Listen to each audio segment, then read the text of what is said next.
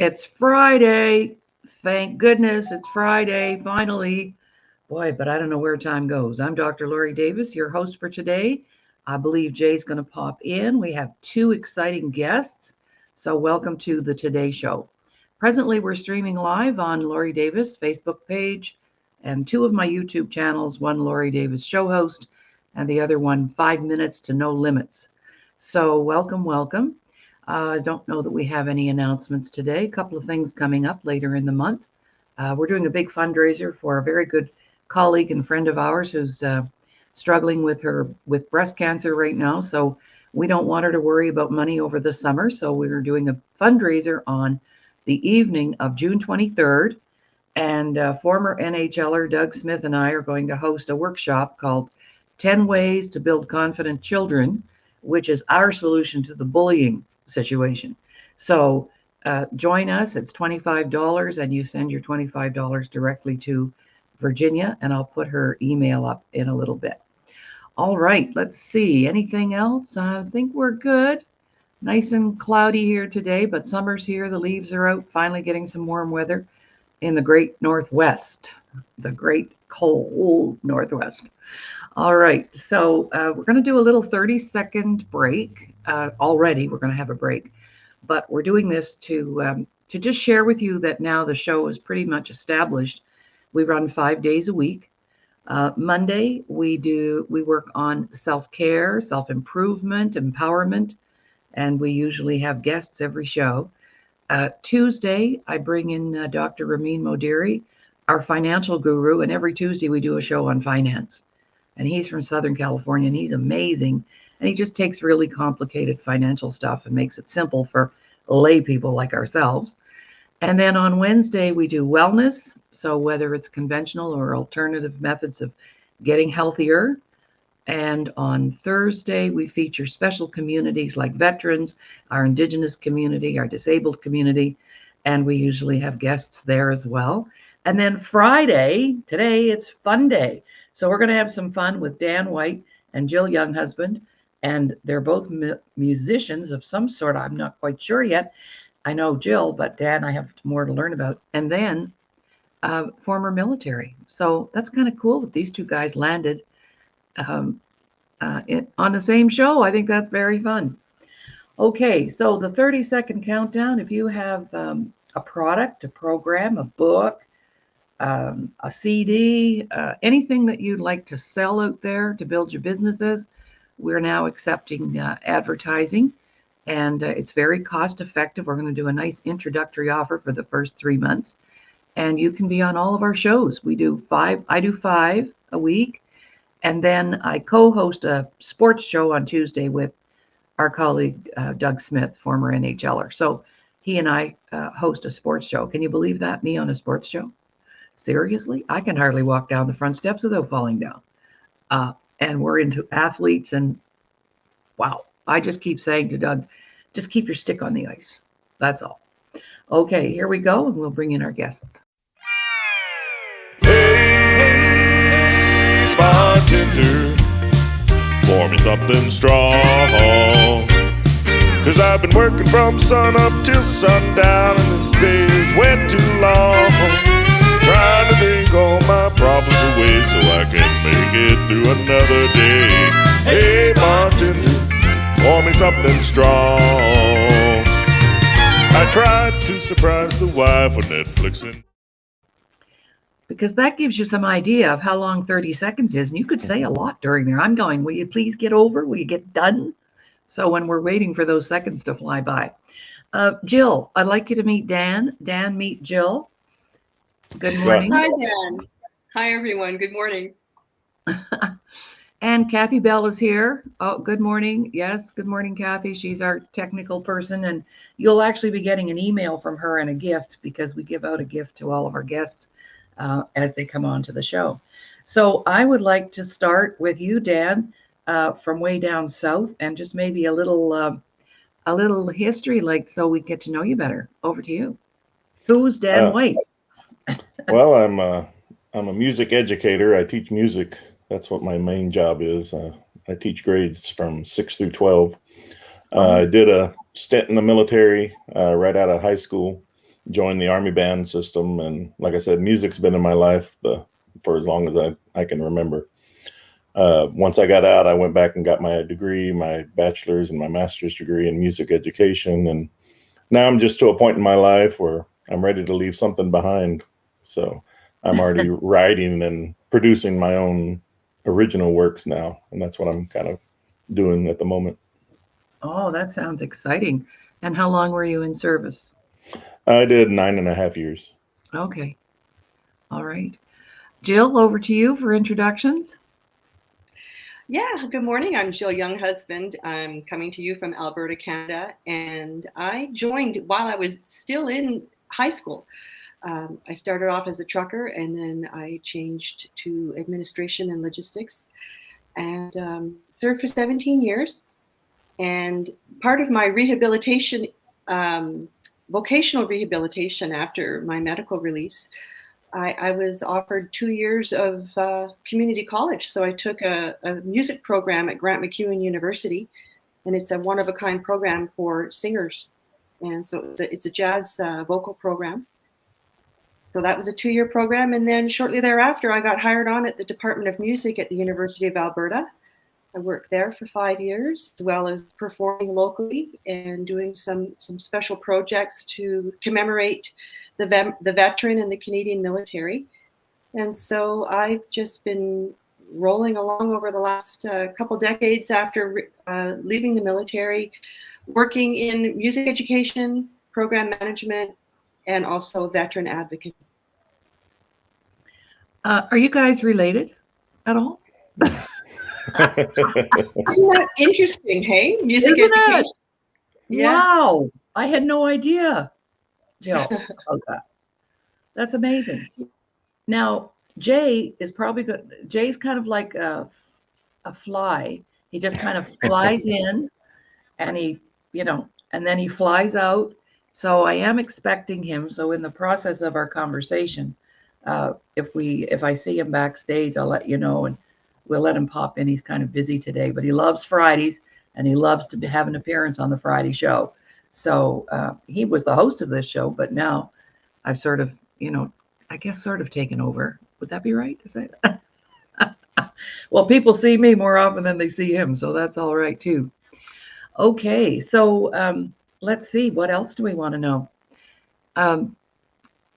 Jill, why don't you talk about your CD? Because you have a CD that you came out in, 2003? And maybe just familiarize us with the kind of music that you like to sing. She's got some gorgeous music that's so beautiful. Over to you, Jill.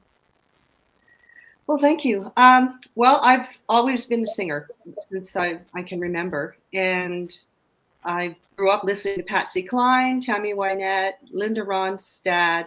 The Andrews sisters had a huge influence on me when I was quite young with the K-Tel commercials, and you hear the tracks scrolling through on the commercials and the harmonies. And so that I've always loved to sing. And my dad was an influence, quite a heavy influence on my music. And so after I retired from the military and was going to MacEwan, I ran into a local philanthropist after a Sunday church service. And he came up to me and he said, "Do you have a recording? Do you have a CD?" I said, "No, I don't." He said, "Well, you will." And he walked away, and everybody was saying, "Do you know who that was?" And his name is Larry Anderson. He was a local commercial real estate developer and entrepreneur, businessman in Alberta, and was involved with community support with education and athletics and volunteerism. Just a wonderful man. And so he sponsored my CD, and he even came up with the title of it. It's entitled Wings of Peace, a tribute to the Canadian soldier. And we recorded it at Mamio Beach Recording Studios in Pigeon Lake, Alberta, with Miles Jackson as producer, and he plays some tracks on the album. And he brought in horn players from Calgary, Alberta. There's this whole variety of genres on the CD. There's jazz, there's folk, there's a serious lyric. So all of the training that I took at MacEwan College, or MacEwan University now, prepared me for this project.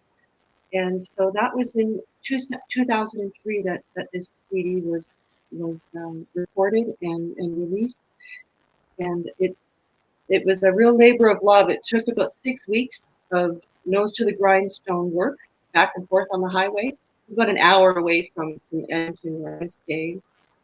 And it was an exciting time. I can't believe it's been over 20 years since it was recorded, but it's one of my labors of love. I don't have any children, but this is one of my babies. Very nice. Well, that takes a lot of work. I know I don't sing, but I talk. And so a lot of my stuff I had recorded professionally too, because at the time I had a huge clientele that were blind from the blind community. And so I put all my stuff on CDs for them so that they could participate in the workshops that way. So it was kind of cool too. And what about you, Dan? Are you busy producing something, or you want to produce something, or you have? Fill us in. Well, I've got 7 singles out right now. Do you? I just kind of release a song anytime I come up with one, and I can get a chance to get in the studio and record it. Right. My newest one just came out 2 weeks ago. It's called 80s Child. It's kind of an 80s anthem for Gen Xers. So that's my newest one. And then before that one, it was my military song. I call it 22. I released it on Veterans Day last year. 22 is basically the national average of U.S. service members who commit suicide each day. So I wrote that one to bring out awareness of the problem and also help any veterans that may be in dark places. I mean, if I can reach somebody that may be thinking about something and cause them to change their mind, then I've done my job as a musician and an ex-veteran. Absolutely. That's right. That's why we love our work, because of the channel that we're associated with, the Disability Channel. And of course, they provide programming and so on for veterans to be able to re-enter the workplace through the broadcasting systems and the media, getting trained up in the media, in front of the camera and behind the camera. So this is all very timely that we're all here together today. There are no accidents, do you know? Oh, Kathy says this: I cannot sing, always out of tune. So what's your next move? What are you going to do next, Jill? Oh, before we do that, guess who just hopped in? We'll bring him in and then we'll get back to our discussion. How's that? Or there he is. Good morning. Hey, Laurie. Where are you? Hi, Jill. Hi, Dan. Very exciting. I want to tell our viewers right now, our channel is in Halton Hills Public Library, and we're doing a live production for the town of Halton. So we have a packed auditorium here called the John Elliott Theater. We have wonderful students of abilities. We had Unstoppable Tracy do an amazing inspirational speech. You guys will have to check her out. So really what we're doing here today is we're teaching the class, the library, the membership, how to become a production person. So whether you want to learn a new skill in front of the camera like myself as a talk show host, or you want to learn a new skill behind the camera as a camera person, audio, lighting, social media, and get paid, turn it into a job. So we're really excited. So we just interviewed the big cheese. We just interviewed the CEO of the library, Beverly King, telling us all about her programs that they offer to the town of Halton Hills, including accessibility programs for all the way from kids up to seniors. It's a wonderful facility. So if people are not aware what libraries offer these days, especially the library in Halton Hills, I would recommend you check it out, because I believe it's a free membership and there's so much free stuff they offer here. So come on in, check us out. They're very kind here, but I really want to thank you for letting me pop in today, as we're really excited today, as we have a hero on our show today. Two heroes. But today we're going to be interviewing Dan White, all the way from Texas. And you know, everything is big in Texas. So Dan, thank you for being on the show today. I really appreciate it. Oh, thanks for having me. This is great. So let me tell our viewers a little bit about Dan. So Dan is a triple threat. He's a band leader at high school. He's going to tell us more about that, but he's a veteran and he's a musician. So Dan, tell us how your music helps your fellow men and women within the military and out, please. Well, I mean, I've always been a music person. Of course, now I teach music in middle school and high school. But I also wanted to do something for the veterans out there because, you know, a lot of veterans are going through things once they get out. Uncle Sam, as we call it, teaches us a certain job. But once we get released from that job, people have different, I guess, ways of dealing with the world once they get out of that structured environment. And so one of the things is suicide rate is really high among U.S. veterans or any veterans anywhere. And so that's kind of why I wrote the song 22, was to bring awareness for other people and also any of the veterans that hear it, hopefully, you know, talk them out of any dark situations they're thinking of. Well, that's great, Dan. And I want to also mention that Jill is also a veteran. So Jill, thank you for your service also. This is amazing. So Dan, tell us, because we're in a classroom sitting here, even though it's a library, tell us a little bit about your being a band leader experience. And is there any kids within your school that have ability issues? Can you share that too, Dan, perhaps? Well, it's definitely different being in front of about 30, 40 kids every hour. This year I had over 200 sixth graders in my beginning band. So that was a real thing, taking them from ground zero all the way to where they could play concerts at the end of the year and harder literature. So it's fun because I get to see the light bulbs go on at that age where they go from nothing and they're like, oh, wow, I can't believe I can do this right now. Oh, wow. I recommend that to all of our students out there. If you have an inkling for any type of music, whether that's writing, singing, learning to play an instrument, I highly recommend it. It is such a zen factor for people. I'm a guitarist player myself, and I try and play every day. I'm not very good, but it's really relaxing for me. So I recommend anybody out there, but you know, Dan could probably atone for that too and say, yeah, he does that. So tell us now, Dan, do any of your students, do they know that you serve, that you're a veteran? Yeah, I have some of my awards and pictures posted up in my office, so they see it. And can you share any thoughts that they might, you know, replies or comebacks that they give you? Do they ask you any interesting questions regarding your service? Most of the first thing out of most of their mouths are, were you in battle or did you fight or anything? It's like, no, I played music and I supported the ones that were on the front lines or in the forward operating bases. Please do tell our viewers your title again, Dan. I was a sergeant in the U.S. Army, which is an E5. And Jill, yourself, please, can you share anything you'd like to share regarding you? I was a corporal for life, and I worked with both the Army and the Air Force as a trucker and then as an administrator. And I was actually a recruit instructor. I was a drill instructor for a summer. Me. Wow. See, This is great. So for our viewers here, like for our listeners in the studio, what we've done with the Disability Channel is try to build a community where we can connect everybody, whether that's an organization, whether that's an individual, whether that's the ministries. And what we want to try and do the same with the veteran community, with the Veteran Affairs, as we are a vendor for Canadian Veteran Affairs, is we want to try and connect with veterans either within organizations or just, you know, individuals, and try to support them. Because like Dan says, when you're serving, you have that support, you have that manpower beside you, you have that, you know, you can turn to somebody. But when you're out of service, you kind of go back on your own. And a lot of veterans are struggling because they need that support, or they've been injured in duty, or, you know, whatever they got going on. So that's what we're trying to build here at the Disability Channel for persons with disabilities. We want you to give us a call. We would love everybody in the studio here in the audience to be a part of the channel, right? We've got lots of opportunities,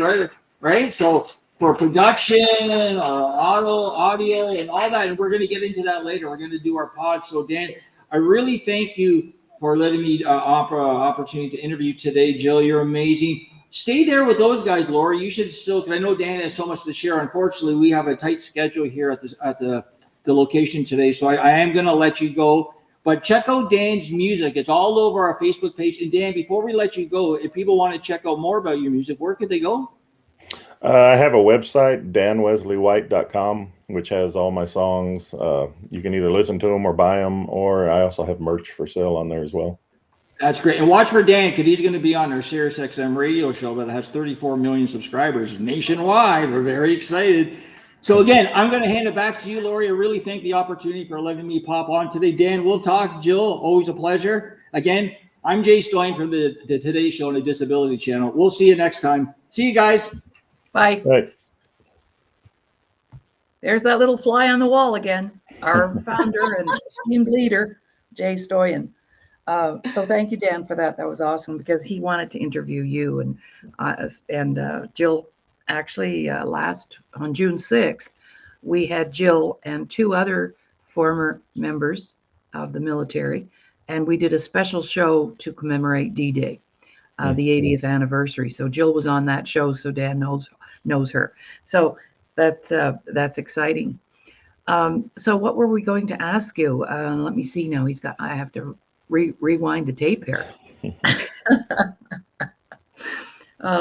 Let's see. Yes. What's your next move? What's your next project? What do you want to say? And by the way, Dan, that the 22 a day, I didn't know what it was in America, but I know, Canada, we're struggling too. And Jill can talk more about that too. But I've spent 25 years working on and off First Nations reservations here in Canada, and I have been to Albuquerque, New Mexico, one of the pueblos there with the Navajo Nation. And so we do a lot of work on the prevention side of suicide, and, so that people don't get to that place. And I lost my first husband to suicide as well.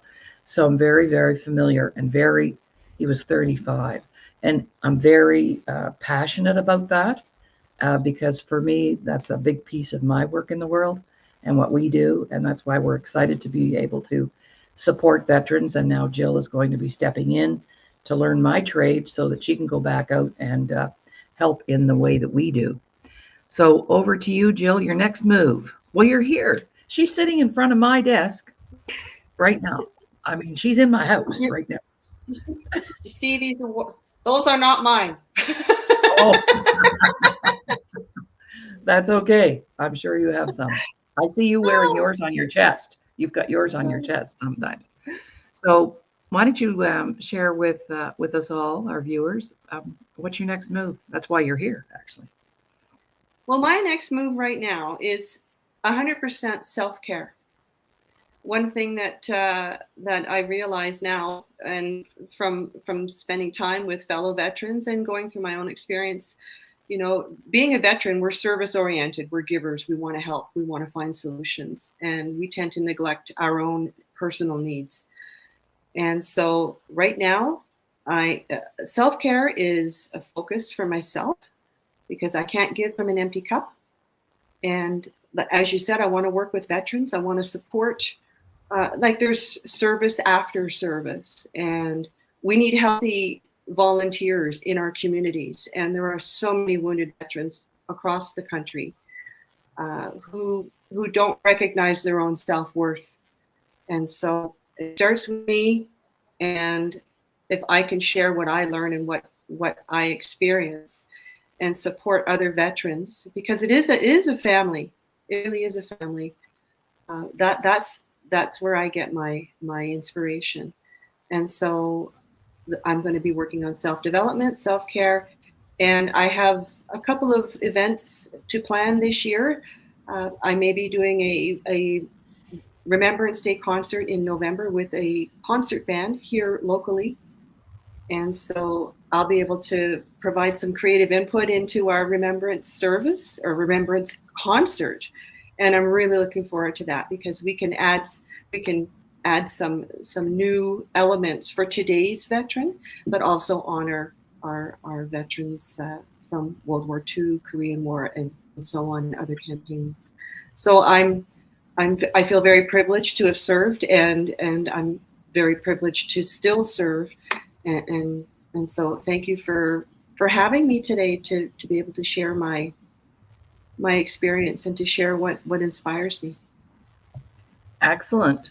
And what about you, Dan? What's your next move? What's your next project? I've got another single I'm writing right now, so probably in the next month or so, get back into the studio, release another single. I'm looking to possibly put like a veteran concert together. Maybe bring in other veteran musicians, and so it's like an all veteran cast kind of thing. And then also maybe setting up something where I can start performing and touring around some of the VFWs, the Veteran of Foreign Wars, as we call them here in the U.S. And so there, where all the veterans kind of hang out, their little pub and things like that. Right. Well, if you need a singer, you know where to get one. We'll have to get you a copy of each other's music. I can't wait to hear them. All right.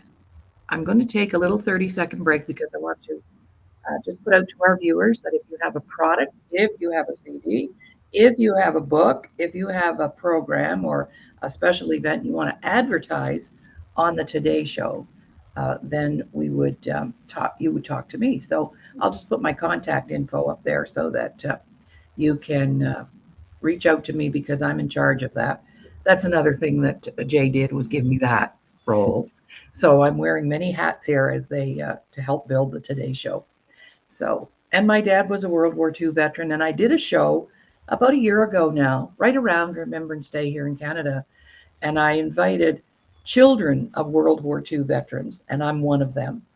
And we did a show. What was it like to be brought up in a home where dad has come home from war?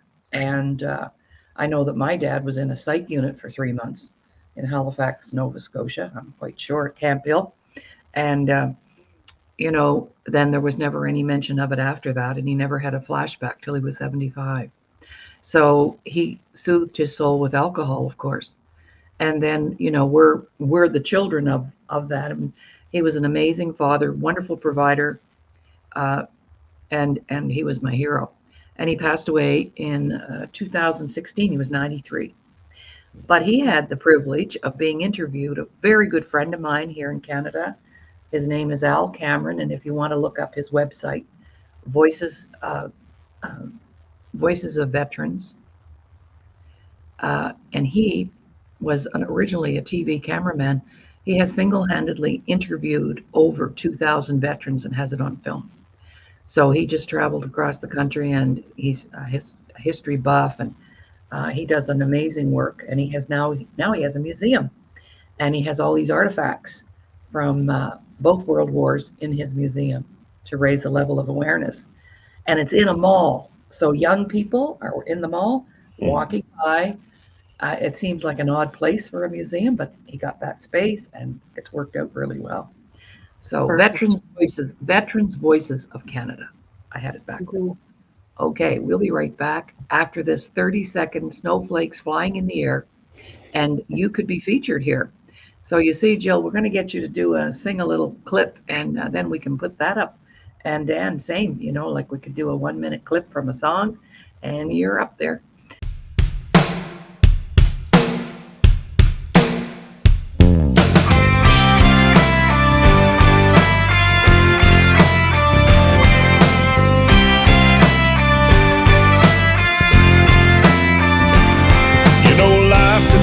Seems to be all about technology. Cell phones, tablets, and gaming consoles available for you and me. My son's spending hours and hours. Welcome back, everyone. I'm Dr. Laurie Davis, and you're listening to and watching The Today Show, right out of Toronto, Canada. Even though we're from all over the world here, double countries today, international. This makes it an international show today. How cool is that? Okay, so let's have a conversation around, because I brought that up before the break, about families. And we know that our veterans, you know, are struggling. Same thing here in Canada. It just breaks my heart when I hear about veterans, homeless veterans, and that should never be. I find that extremely disturbing, actually. And let's just educate our viewers a little bit about some of the struggles that you know about, that maybe even if it's not you personally, but you've seen and you know and you realize it's out there. So let's just do some education around that for our viewers. Because if they've never had a family member in the military, or they've not been in the military themselves, they don't really know much. So here's our chance to let them know some things. So let's start with you, Dan. Struggles that you know veterans, you mentioned suicide, there's a big one. Any other things that you know that's going on? Well, here in the U.S., a lot of it's homelessness. There's a bunch of homeless veterans. But one of the biggest things is the VA system, the Veteran Affairs system here in the States. It's like jumping through a lot of loopholes and a lot of paperwork just to get some of their disabilities, where they're granted the disability so they can start receiving a pension check for it. And they make it so difficult with all the different forms, all the different doctors you got to see and stuff like that, that a lot of them just give up. And sometimes it's some of these homeless veterans that, you know, they could be getting that monthly check, but because they've made the process so hard, they just give up. And a lot of times fighting with the VA leads to the homelessness and the suicide because they have nothing else to do and they have no other source of income. So that's one of the big things here in the state. Wow. And I've heard that too. Right, Jill? Same deal. Yes, the bureaucracy is so difficult. It's quite a barrier to the services and support that our veterans need. And they've been working on it for years. And it always seems to be the same barriers that people run up against once they get out of the military, once their service is finished. And yes, and once that happens, then you know the mental health aspect factors in, the stress.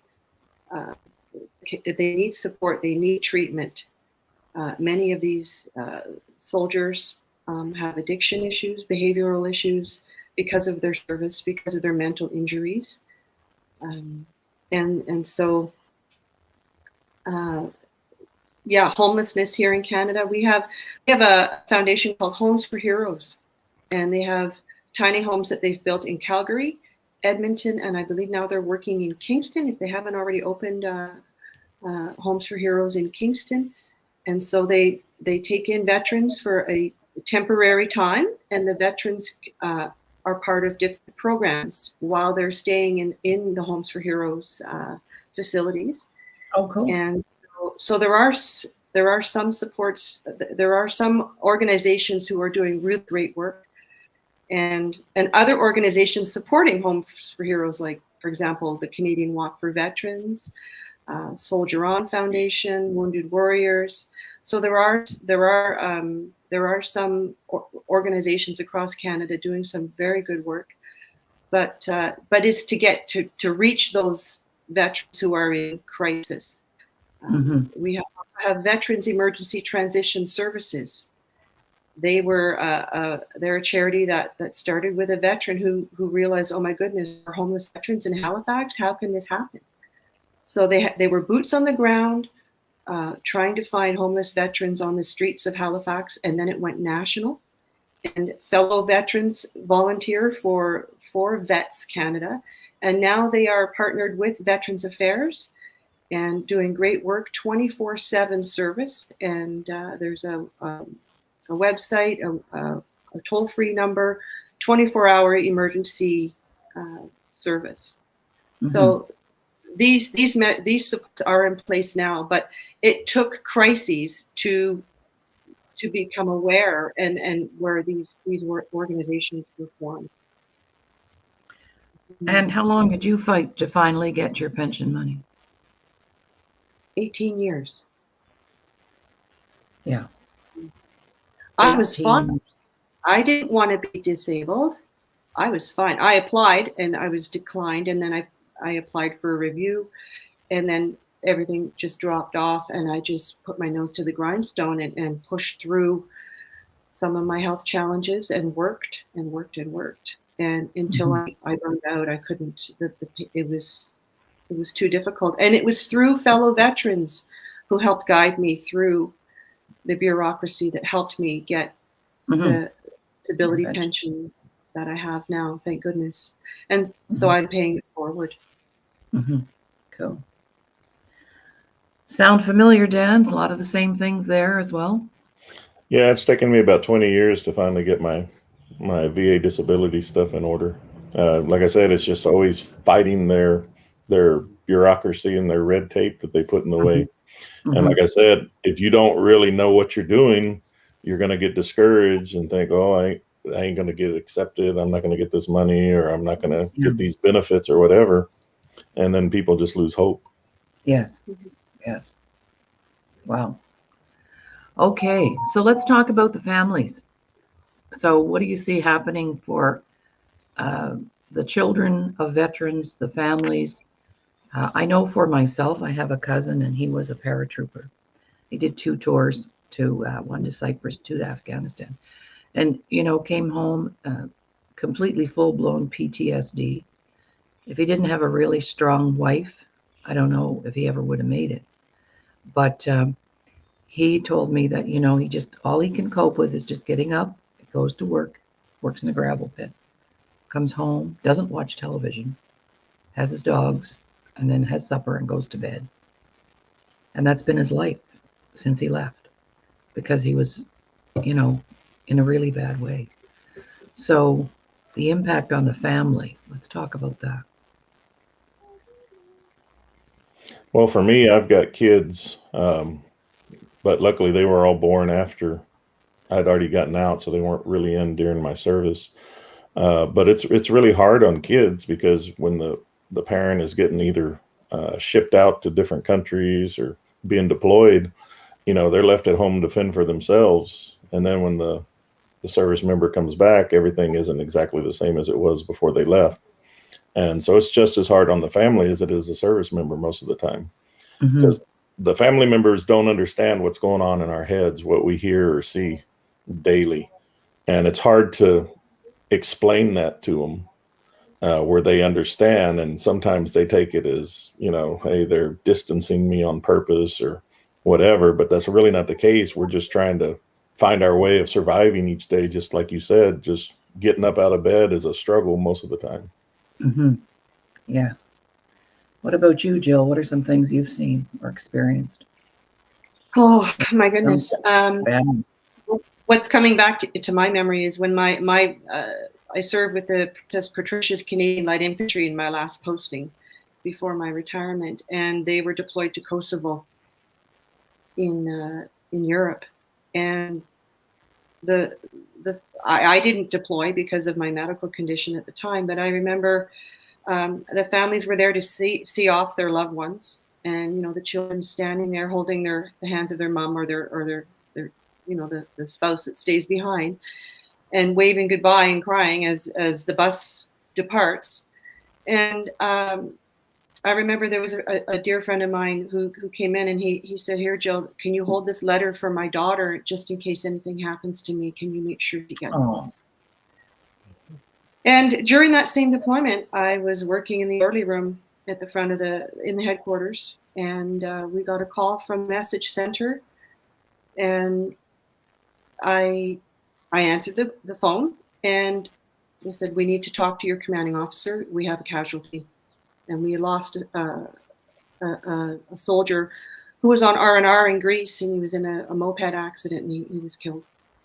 And so I had to go inform our acting commanding officer, because our unit was over in Kosovo.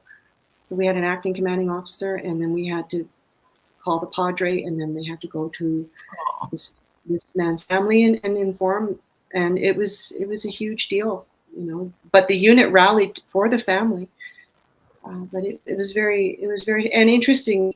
A year later, there was a commemoration at the base. This is in 1999, 2000, summer of 2000, and I got to sing at a dedication ceremony for this soldier and his family, and I got to meet his 2 little girls. Oh, so So when you ask how does this impact the families, that's the first memory that just came back to me, because I have so many. And also my brother served 3 tours in Afghanistan, and his wife and children were back home here in Canada while he was overseas. And the stress it had on his family, on my parents and myself, because his second tour He was outside the wire as an infantryman in Afghanistan, training the Afghan army. And I never prayed so hard for so long for him to come home safe. Mhm. It was very stressful. Yes, it would be. All right. So now some of the other aspects, of course, would be the financial stressors, because now we're not working anymore. We don't have that paycheck coming in. Maybe no pension money coming in. Wow. And if you came back with a physical disability, that's certainly limiting when it comes to what you can do. Right? Right. So how is that working out? Well, it's not, is it? Well, in the US VA, we have a program where if you get to a certain percentage of disability, they do a job retraining. And that's what I went through. And that's how I was able to get my teaching degree to teach music, was because I'd gotten a certain percentage when I filed my official paperwork or initial paperwork. And that's how I was able to go back to school. And the VA, I will give them credit for that, because I got 100% of my schooling paid for free through the VA because of that. Well, that's excellent. Wonderful. Yeah. Well, with the Canadian military, when I retired in 2000, you had to wait a number of weeks before your severance pay came in, before your first pension check came through, because of the bureaucracy. You had 3 to 4 months to wait for any income to come in, whether you were voluntarily released or medically released. So after some soldiers filing reports to the Canadian Forces Ombudsman, they changed the policies so that you will not release from the military unless your finances are in order and we've got everything all lined up in a timely manner. But yeah, financially, when you're not well, you can't, and most of the time your pension will not cover your expenses, because it's a percentage of what you earned when you were working full time. And so your income is less, but your needs are more because you've been medically released. You're needing treatment, you're needing supports, and many injured veterans go into debt because of physical therapy and treatments and many alternative treatments that are very effective but aren't covered under the benefits with Veterans Affairs because they're not recognized. That can be very expensive as well. I've spent thousands of dollars on my own treatment for brain injury, and yeah, it's a juggling act for many. And a lot of times you have to go out and get second and third opinions from private doctors to combat what the VA is trying to say through their doctors. So, I mean, it's always a constant battle and a money pit, basically. Yes, yes. To prove that your condition is attributable to military service, caused by your service. Wow. Yeah. Well, I have to say, here in Canada, my dad did receive a check once a month from Veterans Affairs as a World War II veteran, but not for years. Like they never got that money until Dad retired. After that kicked in then, and my mom is still alive, and she can access certain services through them as well, even though he's passed away. So if she needed her driveway shoveled or housekeeping, that sort of thing. So, but my dad was an accountant by profession, and he fought for that, and finally, and he advocated for others as well, especially in the money department, because a lot of times, I don't know what it's like. I've never been in the service. So when you're in the service and you have a family, does the family get the money directly, or do you get it, or how does that piece work? Well, it goes directly to the member, to the veteran. But interestingly, in Canada, we have 3 streams of pension through Veterans Affairs. We have the Old Pension Act, then we have the new Veterans Charter, which came in 2006, and nobody knew the changes that were being implemented until they were passed. So all of a Right. sudden, Of instead course of not. getting a lifelong pension for your injuries, you're getting a lump sum that you can burn through really fast when you're not well enough to manage it. And then you're out of luck.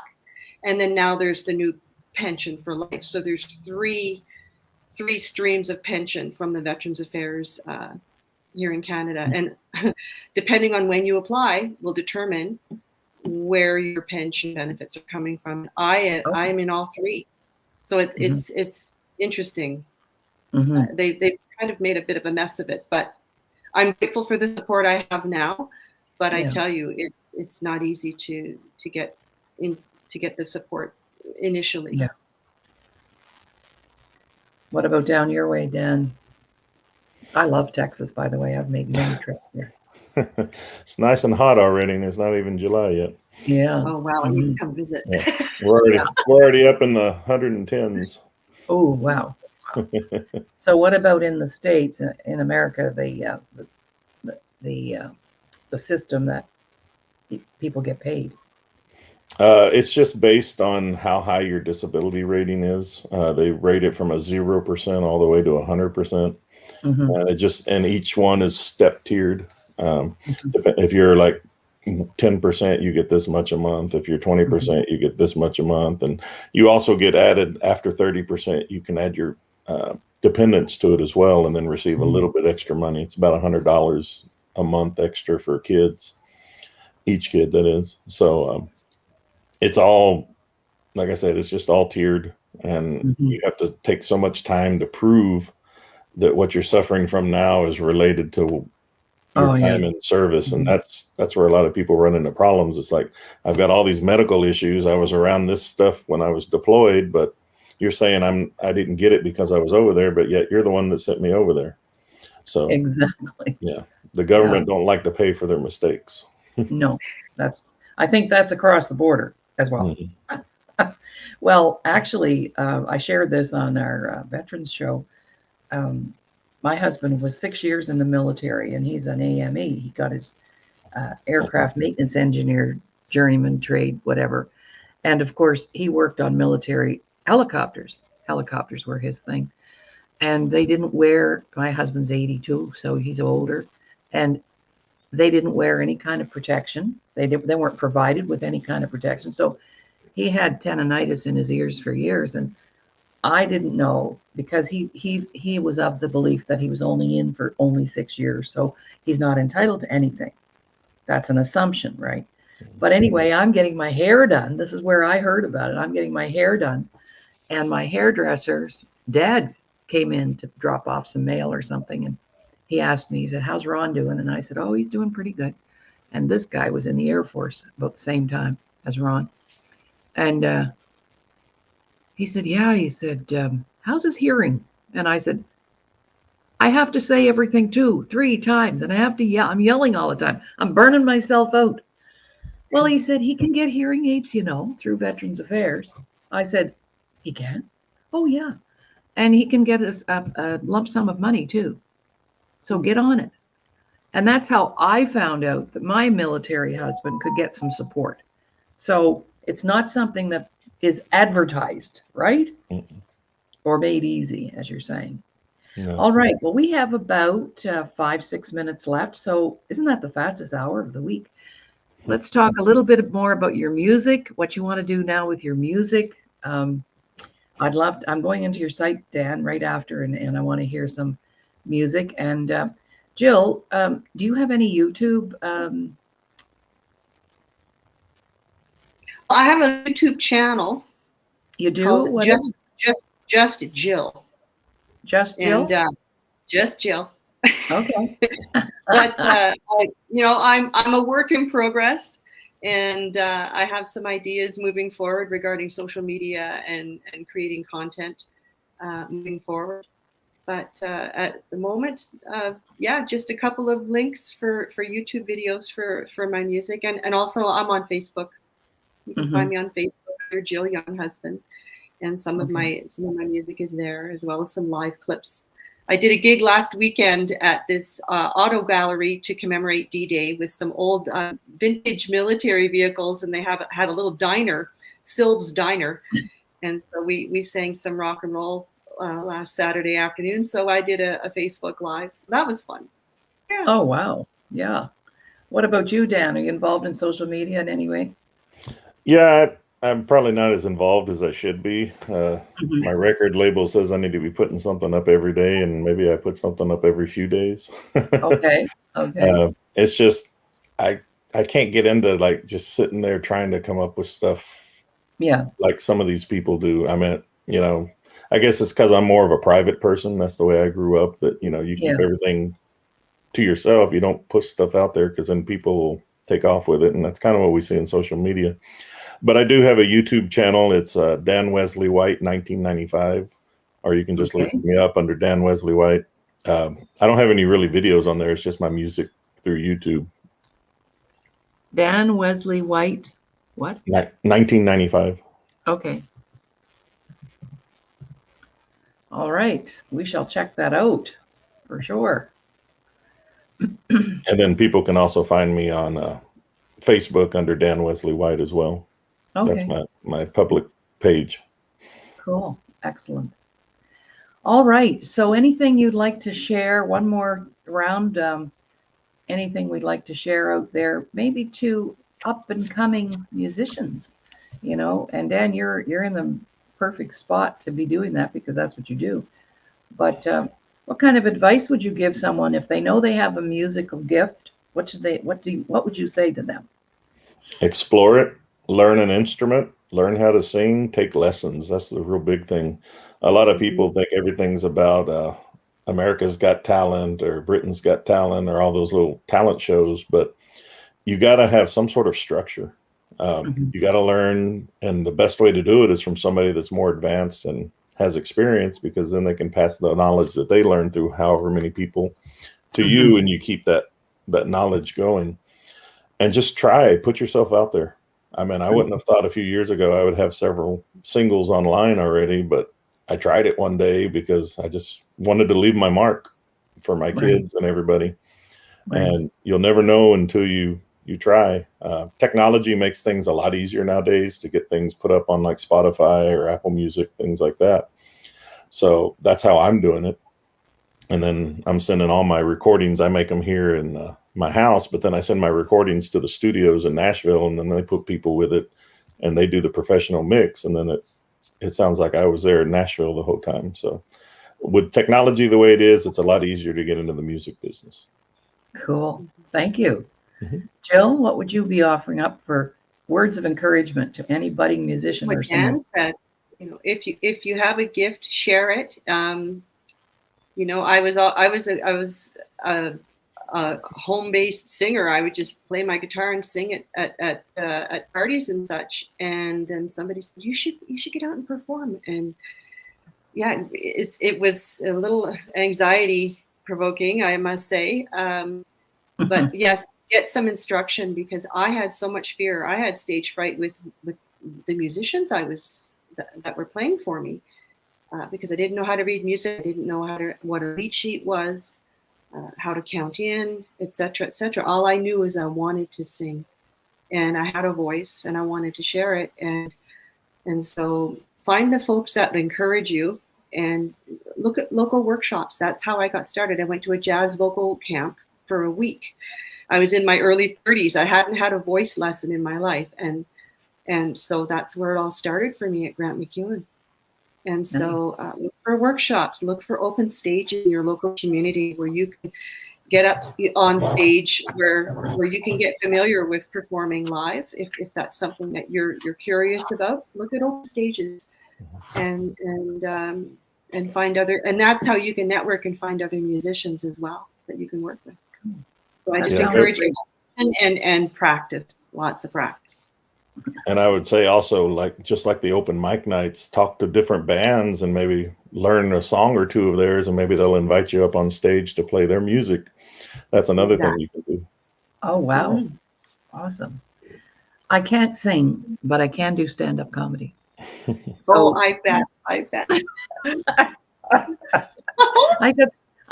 That's how I got started, and how I got over being afraid of, speaking in front of people way back in the day. And I mean, I was a school teacher, and people would say, well, you shouldn't be afraid. of standing up in front of people. You teach kids all day long. I said, yeah, but they're kids. They're not my peers. That's a totally different ball of wax, right? Mhm. Well, I just want to thank you on behalf of the Disability Channel and the Today Show for taking time out of your really busy schedules to be here with us today. It's been marvelous. And thank you so very much. Thanks for having me. You bet. Thank you so much. Anytime. Dan. Anytime. Nice All to meet right. you, Dan. Nice to Yeah. meet you too. You bet. All the best. Okay. Perfect.